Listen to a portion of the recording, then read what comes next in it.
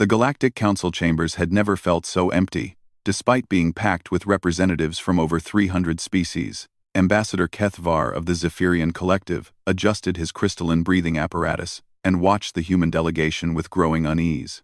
Something was different today. The humans sat with an unusual stillness, their faces carrying expressions he had learned to recognize over the past 50 years of cooperation, disappointment, mixed with grim determination. Dr. Elena Vasquez, Earth's chief representative, stood slowly from her seat. The chamber, which moments before had buzzed with the typical pre-session chatter in dozens of languages, fell silent. Even the Hive Queen's translator drones stopped their constant humming. Elena's weathered face showed no emotion as she placed a simple datapad on the central podium. "Esteemed colleagues," she began, her voice carrying clearly through the translation systems. "Today marks the end of humanity's participation in the Galactic Council." The statement hit the chamber like a plasma torpedo.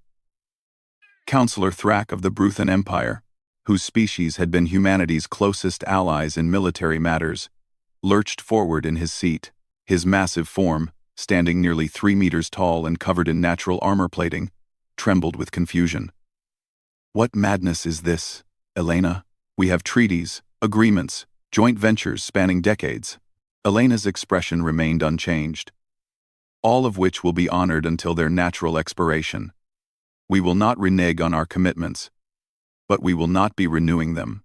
The ethereal speaker, a being of pure energy housed in a containment suit, materialized beside the podium.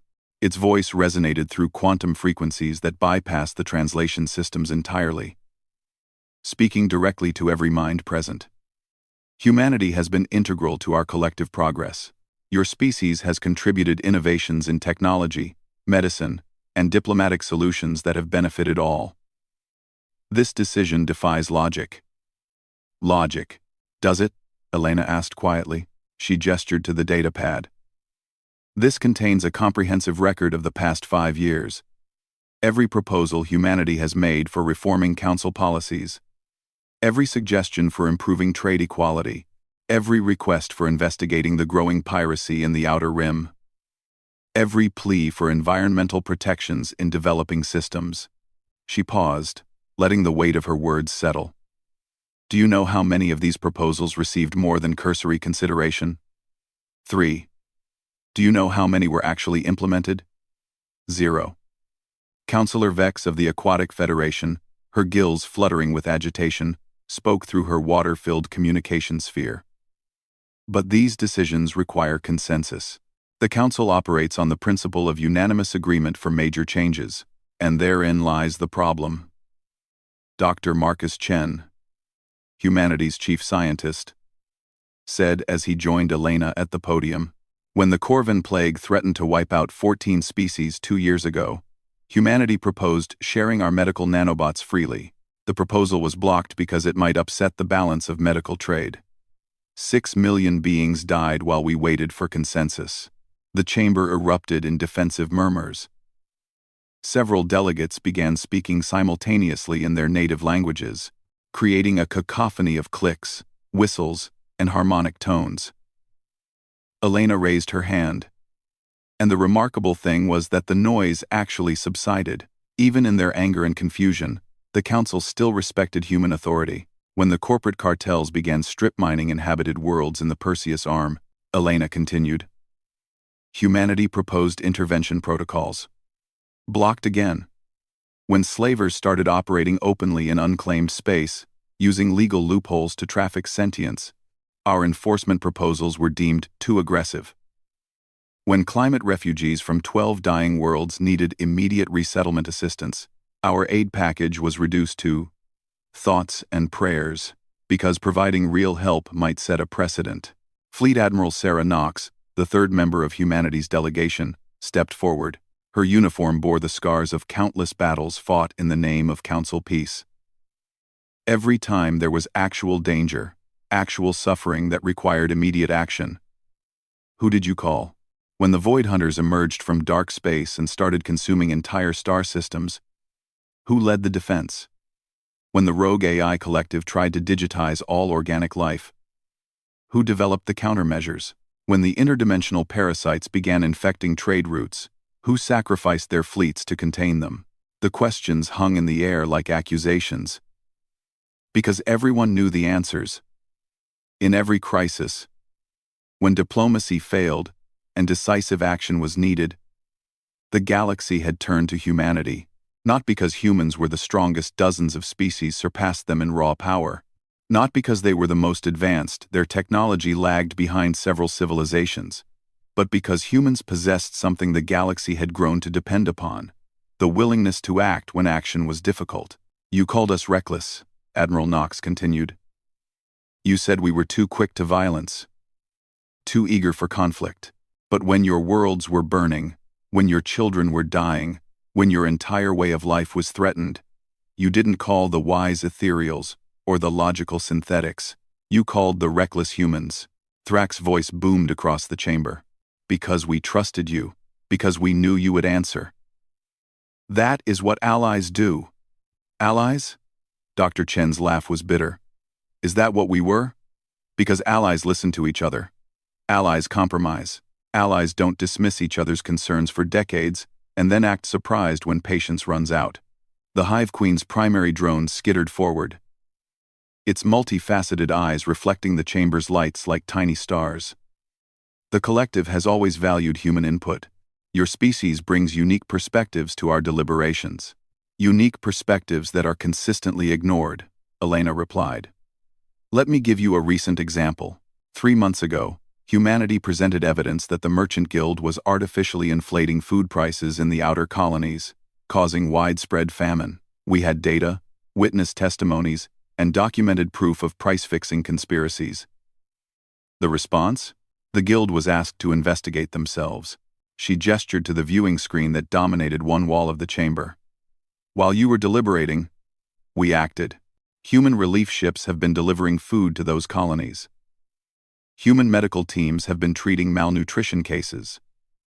Human engineers have been setting up agricultural infrastructure, all without council approval, because waiting for consensus meant watching people starve. The silence that followed was profound. Even the chamber's environmental system seemed to quiet, as if the building itself was holding its breath. So, what is this really about?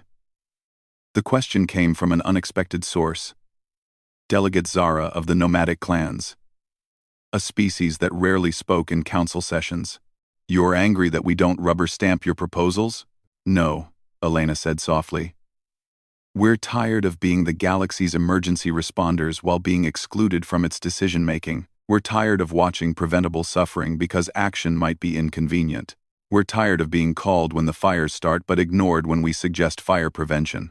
She looked around the chamber, meeting the eyes or optical sensors or energy fields of each delegate. Humanity has always believed that with great power comes great responsibility. For 50 years, we've shouldered that responsibility for all of you. But responsibility without authority is just slavery, with extra steps. The weight of her words settled over the chamber like a heavy blanket. Delegates who had served alongside humans for decades began to understand the depth of frustration that had led to this moment. But understanding and accepting were different things. What would you have us do?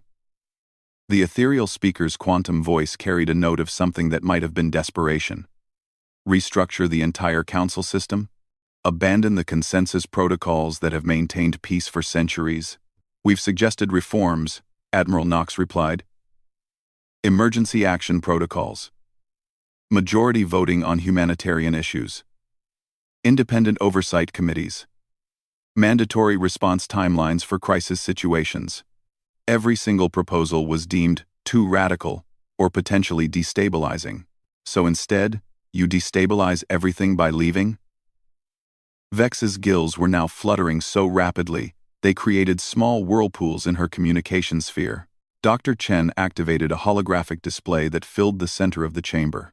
It showed a star map of human space over 200 systems connected by trade routes, defense networks, and communication relays. Humanity controls 12% of the galaxy's industrial capacity, 15% of its agricultural output, and 40% of its rapid response military capability. Our merchant fleets handle 30% of intersystem trade. Our research institutions have partnerships with virtually every major university and laboratory in council space. He paused to let the implications sink in. None of that disappears overnight. Existing contracts will be honored. Current research collaborations will continue until completion. But no new partnerships will be formed with council members. No new trade agreements. No new mutual defense pacts. This is blackmail, Thrak accused, his massive fists clenching. No, Elena corrected gently. Blackmail would be demanding something in exchange for staying. We're not demanding anything. We're simply choosing to leave. The distinction was crucial, and everyone in the chamber understood it. Humanity wasn't trying to force change through threats or ultimatums. They were walking away. The difference made their decision somehow more final, more irreversible. But where will you go? Asked Counselor Nim, of the Silicon Collective, her crystalline form refracting the chamber's light into rainbow patterns. Humanity has been part of galactic civilization for half a century. You're integrated into everything. We'll manage, Elena replied simply. Humanity existed for thousands of years before we met you. We'll adapt. Admiral Knox stepped forward again. We're not becoming hermits or isolationists. We'll still trade with individual species. We'll still share scientific knowledge. We'll still help when asked directly. But we won't do it through the Council anymore. The implications were staggering. Without human rapid response fleets, who would handle the next interdimensional incursion? Without human agricultural surplus, how would the food-poor systems survive? Without human manufacturing capacity, who would build the ships and stations that kept civilization running? More importantly, without humanity's unique perspective, their strange combination of pragmatism and idealism, their willingness to take risks for moral principles who would push the galaxy toward progress when comfort was easier than change, you're abandoning us, whispered the Hive Queen through her drones. Just when we need you most. Elena's composed facade cracked slightly, revealing the deep sadness beneath. We're not abandoning anyone. We're stopping the cycle where we're expected to clean up messes we're not allowed to prevent. You don't need us. You've convinced yourselves you don't need us for 50 years. She picked up the datapad and prepared to leave. Humanity's formal withdrawal will take effect at the end of this session. Our embassy staff will remain for 30 days to handle the transition. After that, if you need us, you know where to find us. But you'll be coming as visitors, not as allies making demands. As the human delegation gathered their materials and headed for the exit, the chamber remained frozen in stunned silence. Only as the doors closed behind them did the full weight of what had just happened begin to sink in. The galaxy had just lost its conscience, its emergency responders, and its most reliable allies all at once. And the worst part was, it had done so through its own stubborn refusal to change anything that might cause temporary discomfort. For the first time in decades, the Galactic Council faced a crisis they couldn't simply hand off to humanity to solve. They were going to have to figure out. 6 months had passed since humanity's withdrawal from the Galactic Council, and the consequences were becoming impossible to ignore. What had initially been dismissed as a temporary tantrum was revealing itself as a fundamental shift in the galaxy's power structure. Captain Jorik Thesman of the Zephyrian Deep Space Patrol stared at his scanner readings in disbelief. The merchant convoy they'd been tracking for 3 days had simply vanished. Not destroyed, not damaged, just gone, as if the ships had never existed. This was the 5th disappearance in his sector this month, and his superiors were beginning to panic. Any sign of debris fields? He asked his tactical officer, though he already knew the answer. Negative, sir. Clean signatures, then nothing. Same pattern as the others. Jorik's mandibles clicked together nervously. In the old days, when something like this happened, the call would go out to the Human Rapid Response Fleet. Their specialized tracking ships could follow trails that other species' sensors couldn't detect. Their investigators had an uncanny ability to piece together evidence that seemed unrelated. Most importantly, their military units had the experience and equipment to handle whatever they found. But those days were over. The communication panel chimed with an incoming priority message. Jorik accepted the transmission, and the holographic form of Admiral HFY materialized on his bridge. The older Zephyrian looked haggard, his usually pristine crystalline breathing apparatus clouded with stress indicators. "Captain, we've received similar reports from 14 other sectors. The pattern is spreading. Sir, request permission to contact the human embassy for consultation." Admiral HFY's expression darkened. "Denied. The Council has forbidden any official requests for human assistance. With respect, Admiral, this is getting worse. Whatever's taking these ships, it's getting bolder." The last convoy had a full escort of Bruthan destroyers, which also vanished without a trace. HFY acknowledged grimly. "Continue your patrol, Captain. And pray we figure this out before it spreads to the core worlds." 3 sectors away, Dr. Silene Vorthak of the Aquatic Federation faced her own crisis. The research station orbiting Kepler 442b had gone dark 18 hours ago, taking with it 300 of the galaxy's most brilliant scientists and their families. The station's AI had sent a single, cryptic message before communications ceased. "The deep ones have awakened." Selene's gills fluttered rapidly as she reviewed the data for the 100th time. The station had been studying quantum resonance patterns in dead space, the vast, empty regions between galaxy clusters. For 2 years, they detected increasingly complex signals, patterns that suggested intelligence. The human scientists assigned to the project had been the first to suggest the signals might represent a form of communication. Those human scientists were now missing along with everyone else. "Director," her assistant swam closer, careful not to disturb the water currents around Silene's workstation. "The Council's Xenobiology Committee is requesting an update. Tell them what I've been telling them for the past 6 months," Silene replied bitterly. "Without human pattern recognition experts, we're flying blind. Their brains process complex data differently than ours. They see connections we miss." It was true, and everyone knew it. Human cognition was chaotic, unpredictable, and somehow capable of making intuitive leaps that left other species' logical thought processes behind. In a crisis requiring creative solutions, humans were irreplaceable. "Ma'am, perhaps if we made an unofficial inquiry?" "To what end?" Silene's voice carried the weight of her frustration. "Even if the humans agreed to help, the Council would censure us. And after the way we treated them, why would they want to help us at all?" The question hung in the water between them, unanswered because both knew the truth. The galaxy had taken humanity's assistance for granted for so long that they'd forgotten it was a choice, not an obligation. Meanwhile, in the Outer Rim territories, the situation was deteriorating even faster. Without human patrol fleets supplementing Council forces, piracy had exploded.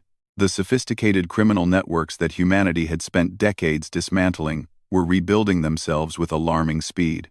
Captain Rex Holloway of the independent freighter Lucky Strike ducked behind a cargo container as plasma bolts seared the air around him. His ship had been intercepted by raiders while carrying medical supplies to a plague-stricken colony, supplies that the Galactic Council had deemed non-essential, but that humans had been quietly providing anyway. "This wouldn't have happened 6 months ago," Rex muttered to his co-pilot, a young Corvan named Tesk. The pirates knew better than to operate in human patrol zones. Tesk's fur bristled with fear as another volley of shots rang out. "Why did the humans really leave, Captain?" "The official reports make no sense." Rex popped up to return fire with his pulse rifle. "Because they got tired of being the galaxy's janitors, kid. You think it's a coincidence that everything's falling apart right after they walked away? It wasn't just crime that was spiraling out of control. The vast network of humanitarian aid that humanity had coordinated was crumbling. Food shipments to impoverished worlds were months behind schedule. Medical supplies sat in warehouses while bureaucrats debated distribution protocols. Refugee camps overflowed with displaced beings who had nowhere else to go. On the Council homeworld of Nexus Prime, the situation was becoming politically explosive. Emergency sessions were called daily. But without human mediators, negotiations devolved into chaos. Species that had coexisted peacefully for decades were suddenly at each other's throats over resource allocation and territorial disputes. Councillor Thrak paced his quarters like a caged predator. His massive frame barely fit in the space designed for average-sized beings.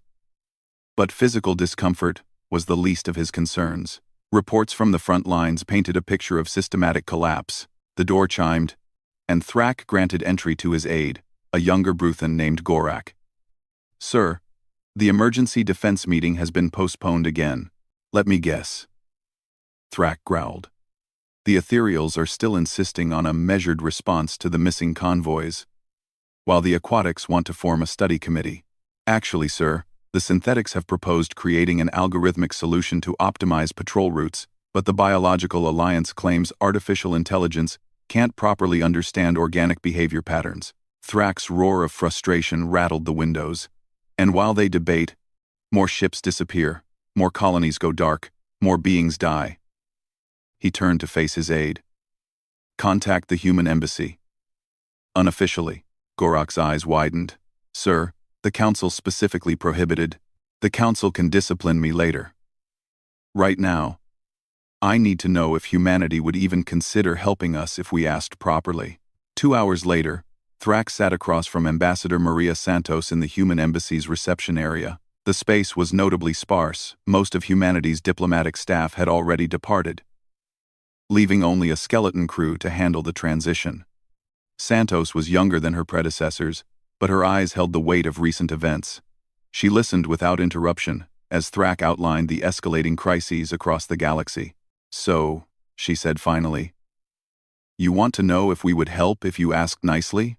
Thrak's pride bristled, but he forced himself to remain calm.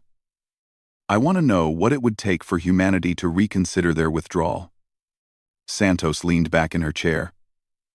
"Counselor, do you know what the first human emergency response was after we left the Council?" No. A Zephyrian mining colony sent a direct distress call. Seismic instability was threatening to collapse their underground city. They couldn't wait for Council disaster relief protocols. We had rescue ships there in 18 hours and evacuated 30,000 beings. Thrak was silent, processing this information. The second emergency was a synthetic computational virus that was causing logic loops in their collective consciousness. They asked us directly for help. Our cybersecurity experts had it contained within 6 hours. She stood and walked to the window overlooking Nexus Prime's sprawling cityscape. "Do you see the pattern, Counselor?" They asked directly instead of going through the Council. Thrak said slowly. "Exactly. We never stopped wanting to help. We stopped wanting to be taken for granted. We stopped wanting to be the galaxy's unpaid emergency service, while being shut out of decisions that create those emergencies." Santos turned back to face him. "Every crisis you've mentioned, the disappearing ships, the awakening entities in deep space, the resurgent piracy.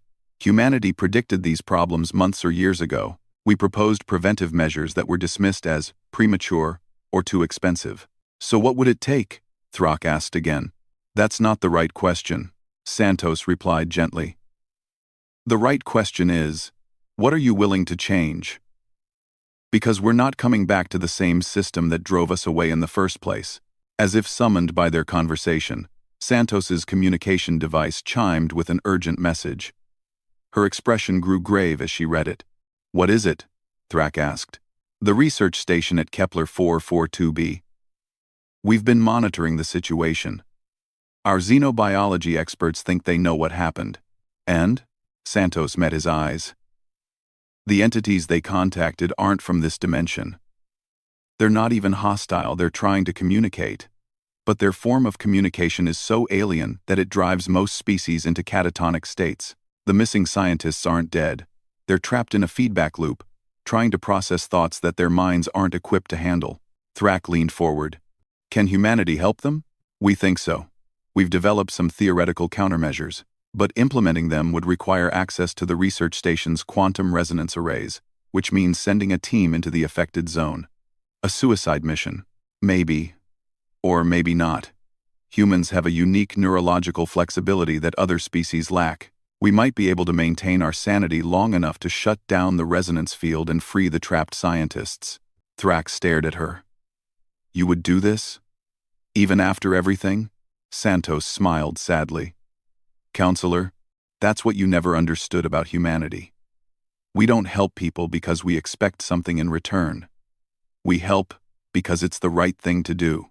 The question is, will the Council let us? The implications hit Thrak like a physical blow. Even now, faced with catastrophic losses and escalating crises, the bureaucratic machinery of the Council would probably debate any rescue mission for months. Forms would need to be filed, committees consulted, risk assessments conducted, legal implications reviewed. By the time they finished deliberating, the trapped scientists would be dead or permanently insane. What if, Thrak began slowly, what if some of us acted independently? Not as Council representatives, but as individuals who wanted to save lives. Santos studied him carefully. That would be politically dangerous for you. The Council wouldn't approve of members working outside official channels. Let me worry about politics, Thrak said firmly. Can you mount a rescue mission with unofficial support? We already have ships on standby, Santos admitted. We've been preparing ever since the station went dark. But we need someone with Council access codes to get past the security perimeter. Thrak stood, his massive frame casting a shadow across the room. You'll have them within the hour. As he prepared to leave, Santos called after him. Counselor, you should know. Humanity isn't angry with the galaxy. We're disappointed. There's a difference. Explain. Anger burns out. Disappointment changes how you see the world forever. Thrak nodded slowly and left, carrying with him the weight of understanding how much the galaxy had truly lost when humanity walked away. And more importantly, how much they might lose if they couldn't find a way to change. To do next, by themselves. The rescue mission to Kepler 442b had been a turning point that nobody saw coming. When the human strike team successfully penetrated the dimensional anomaly and extracted the trapped scientists, the galaxy witnessed something it had forgotten was possible. Decisive action that saved lives without months of committee meetings. Commander Sarah Chen, no relation to Dr. Marcus Chen from the original delegation, stood on the bridge of the HSV Determination as her team reviewed the mission data. The scientists they'd rescued were still in medical facilities, slowly recovering from their exposure to alien thought patterns. But all 300 were alive and expected to make full recoveries. Captain, her communications officer called out, we're receiving transmission requests from 47 different worlds, all asking for direct assistance with various crises. Sarah wasn't surprised. Word had spread quickly through unofficial channels that humanity was still willing to help those who asked directly. More importantly, the galaxy was learning that sometimes the old ways of doing things simply didn't work. Back on Nexus Prime, Counselor Thrak faced the political consequences of his unauthorized cooperation with humanity. He stood before the full Council assembly, his normally impressive bearing diminished by the weight of the censure proceedings against him. You violated your oath to this Council, declared the ethereal speaker, its quantum voice resonating with disappointment. You provided classified access codes to a non-Council entity and facilitated an unauthorized military operation. I saved 300 lives, Thrak replied firmly. Lives that would have been lost if we had followed standard Council protocols. The statement sent ripples through the assembled delegates. Everyone knew it was true. The Council's emergency response procedures would have taken weeks to authorize a rescue mission, by which time the trapped scientists would have died from exposure to the dimensional entities. Counselor Vex of the Aquatic Federation spoke from her water-filled sphere. The precedent you've set is dangerous, Thrak. If every delegate begins acting unilaterally, then maybe things will actually get done, interrupted a new voice. All heads turned as Delegate Zara of the nomadic clans stood up. The normally quiet representative rarely spoke in council sessions, making her intervention all the more significant. Continue, delegate, the ethereal speaker prompted. Zara stepped into the center of the chamber. My people have lived in the spaces between civilizations for millennia. We've watched empires rise and fall. Do you know what kills galactic governments? Not war, not plague, not even economic collapse. Paralysis. The inability to act when action is needed. She gestured toward the viewing screen, which displayed a real-time map of current galactic crises. Red dots marked locations of pirate attacks.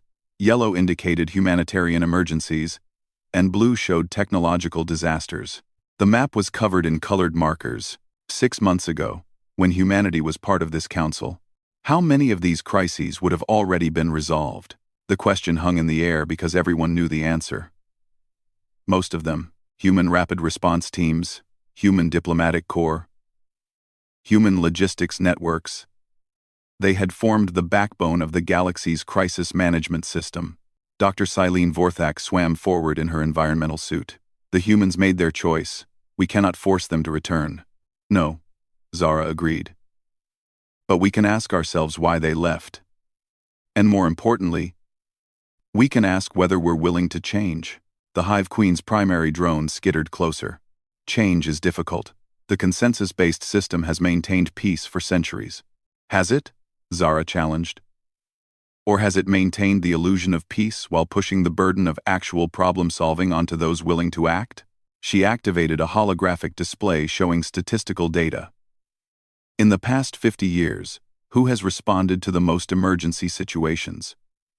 Who has contributed the most humanitarian aid? Who has developed the most solutions to galactic-scale problems? The data was undeniable. Humanity, representing less than 3% of the galaxy's population, had been responsible for nearly 40% of emergency responses and over 60% of innovative crisis solutions. They didn't leave because they were angry, Zara continued. They left because they were exhausted, and because we never listened to their suggestions for preventing these crises in the first place. Meanwhile, in human space, a very different kind of meeting was taking place.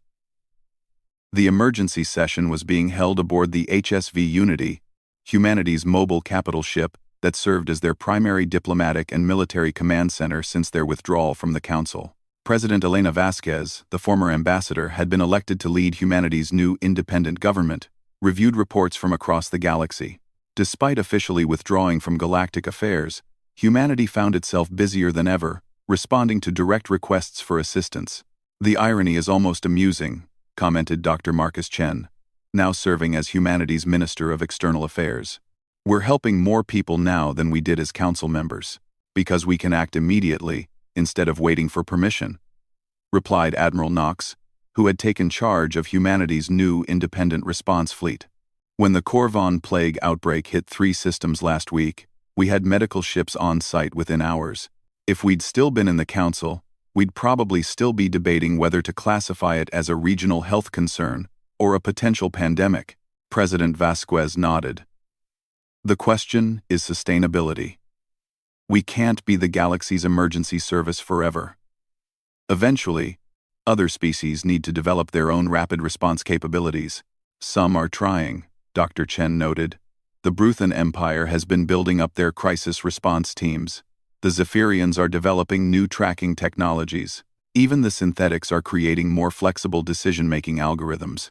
But it's not enough, Admiral Knox said bluntly. They're trying to copy our methods without understanding the principles behind them. You can't bureaucratize emergency response. The conversation was interrupted by an urgent communication from Captain Maria Santos, who had been serving as humanity's unofficial liaison with individual council members. Her face appeared on the main screen, and her expression was serious. Mr. President, we have a situation. The council is fracturing. Explain, Vasquez said. Delegate Zara's speech has triggered a cascade reaction. Several species are questioning the consensus system openly. The Bruthan Empire is threatening to withdraw if emergency response reforms aren't implemented immediately. The Aquatic Federation is proposing a complete restructure of the Council's decision-making process. And the others? Split. About half support reform, a quarter want to maintain the status quo, and the remainder are waiting to see which way the wind blows. President Vasquez exchanged glances with her advisors. What's your assessment, Maria? I think the Council is finally ready to listen. Really listen. But they need guidance on how to implement changes without destroying the entire system. And they want us to provide that guidance? Unofficially, yes. Several delegates have reached out through back channels. They're admitting that the current system doesn't work and asking for help designing something better. The room fell silent as the implications sank in. This was the opportunity humanity had been hoping for, not to return to the old system, but to help create something new, something that balanced the stability of consensus with the flexibility needed for effective action. 3 weeks later, representatives from 43 species gathered in an unprecedented informal conference on the neutral world of Haven Prime. It wasn't an official council session; those were still paralyzed by procedural debates. Instead, it was a working group focused on practical solutions to galactic governance. The meeting was moderated jointly by Delegate Zara and President Vasquez, an arrangement that would have been impossible under the old system. The humans were present not as members seeking readmission, but as consultants helping to design new approaches to collective decision-making. The problem, explained Dr. Chen during his presentation, isn't consensus itself. It's the requirement for unanimous consensus on all issues, regardless of their urgency or scope. His holographic display showed a proposed tiered system. Emergency responses require only majority approval from affected region representatives. Humanitarian aid requires a 2/3 majority. Major policy changes still require extensive consensus, but with defined timeframes for debate. Counselor Thrak raised his hand. What about oversight? How do we prevent the abuse of emergency powers? Mandatory review after the fact, Admiral Knox replied. Emergency actions are taken first, justified later. If the justification is inadequate, those responsible face consequences. But people don't die while committees debate. The ethereal speaker manifested beside the podium. This system would require fundamental changes to our legal structure, our military protocols, our trade agreements. Yes, President Vasquez said simply. Change is hard, but stagnation is harder. And the cost of inaction is measured in lives. Over the following days, the working group hammered out details of what became known as the Haven Accords. The new system maintained the Council's basic structure while introducing flexibility for crisis response.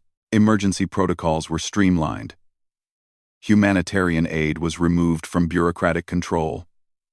And a new rapid response authority was created with rotating leadership among all member species. Most importantly, the new system included provisions for including non-council entities in emergency operations. Humanity wouldn't return as a formal member, but they would work alongside the reformed council as partners rather than subordinates. The signing ceremony was held under Haven Prime's triple moons, with representatives from across the galaxy witnessing the birth of a new era in galactic governance. As President Vasquez signed humanity's participation agreement, she reflected on the journey that had brought them to this moment. Delegate Zara approached after the ceremony. You could have forced this years ago. Humanity had enough influence to demand these changes. Vasquez smiled. Forced change doesn't last. Change has to come from within, from the recognition that something better is possible. And if the old council had refused to change, then they would have faced the consequences of their choices. Systems that can't adapt eventually collapse under their own weight. As the delegates dispersed to carry news of the Haven Accords back to their home systems, the galaxy began the slow process of learning to respond to crises with the speed they demanded, rather than the comfort bureaucracy preferred. The transformation wasn't immediate or complete. Old habits died hard, and some species struggled to adapt to the new reality where action was valued over procedure. But gradually, the galaxy developed something it had lost over centuries of gradual bureaucratization: the ability to respond quickly and decisively to threats and suffering. Humanity had walked away not in anger, but in the hope that their absence would force the galaxy to confront its own limitations. In the end, the lesson learned was simple but profound. Sometimes you have to be willing to lose something before you truly understand its value. The galaxy had learned the true meaning of loss not through humanity's departure, but through the recognition of what they had been taking for granted all along. And in that recognition, they found the motivation to become something better than they had been before. Years later, when historians studied this period, they would note that the greatest service humanity ever performed for galactic civilization was not the crises they resolved or the innovations they contributed. It was teaching the galaxy that sustainable cooperation required more than just good intentions. It required the courage to change when change was needed, even when change was uncomfortable. The universe was a dangerous place, filled with threats that required immediate action and suffering that demanded swift response. The galaxy had finally learned to match its noble ideals with the practical ability to act on them. And in doing so, they had created something that was truly worth preserving.